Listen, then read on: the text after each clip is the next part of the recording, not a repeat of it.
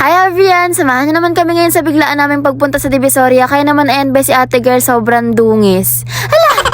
Namili na nga rin pala kami ng mga chocolates kaya naman abangan natin kung kailan sasakit yung ipin ni ate girl.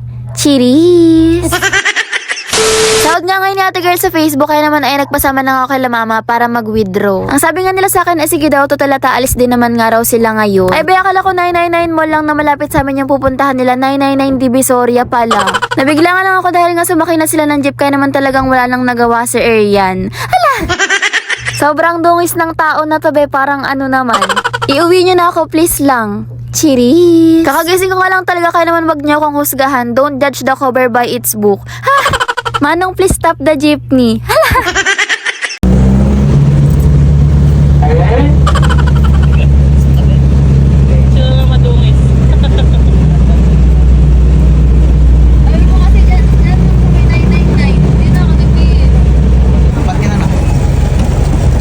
Tinanggap ko na lang talaga na madungis ako ngayong araw na to.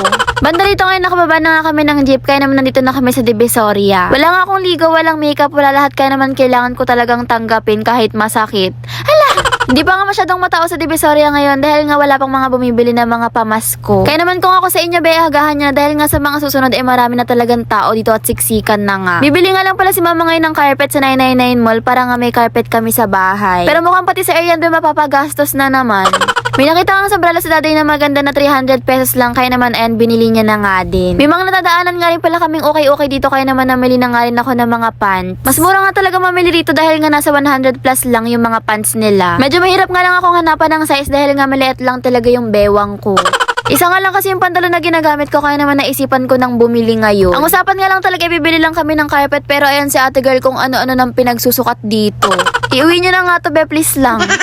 Matagal ko na nga rin talagang gusto ng boots kaya naman ay napabili na nga rin ako nito. Medyo pricey nga lang siya pero maganda naman kaya naman binili na rin namin. Naisipan ko na nga rin pala bumili ng jacket dahil nga malapit na ang taglamig pero wala namang yayakap sa akin. Cheers! Bakit be, may kayakap ba kayo ngayong Pasko? Wala din, huwag kayong ano dyan. Hala! Ito yung pera mo na ako magkano ka na. Wala na siya yung 2,000. Anong pera guys? Ito na. Last lang. Minadaanan nga rin pala kami rito mga nagbebenta ng murang tsokolate kaya naman ayan bumili na nga rin kami dito. No, yan dyan. 250 naman itong laro nila. 50 pesos. Ano sa akin grocery 80 na yun. Hindi naman dairy. Oo. Ayan na, kumuha na siya ng basket. Magkano kayang mabibili nito? Ay, ito yung challenge din. Ay, oo. Oo nga na. 300 lang dito. Hindi ba sabi nila libre yan? Ito yung pistachio. Ito yung half lang. Diba ito ba yan? Kalahati lang. Kasi pag malaki, 2K. Eh, mahirap ka 2K lang. ba? Eh, mahirap lang ako. 300. Dito lang ako. Hazelnut. Tapos may macadamia, pistachio. Ano binili mo? Pistachio. Ito yung sikat. Isa lang. Ang mahal eh. Oyo! Mga ano lang tayo ng 300. Oyo! Ito nga. Pwede. Kuha kang maling ah. Ayun. Maling? Sa dulo. Ayun.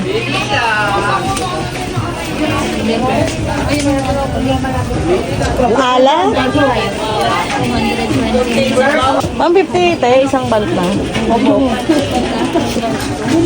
Tinan mo nga lang kung ano, parang ano ito eh. Parang ano. Dami na yan ah. 200 mahigit yan. Last na talaga. Last na talaga to. Yung mga mahal nga na chocolate sa ibang store, mura nga lang dito kaya naman dito na nga lang kami bumili. Mura nga lang rin yung buldak dito kaya kumuha na nga rin ako ng 2 piraso. Ito nga pala lahat ng napamili namin tapos umabot nga to ng 1,300 pesos. Malaki na yung ginastos ko, mukhang malaki pa yung gagastusin ko sa ipin ko. Ano yan? Ay, hindi kinakain nyo? Ito yung gusto ko, di ba? Ano ba pinagkaiba nito? Ay, yun, nasa garapon. Ito yung, magkano yung ganyan? Hindi, anong ano niya? Magkaiba ng kulay.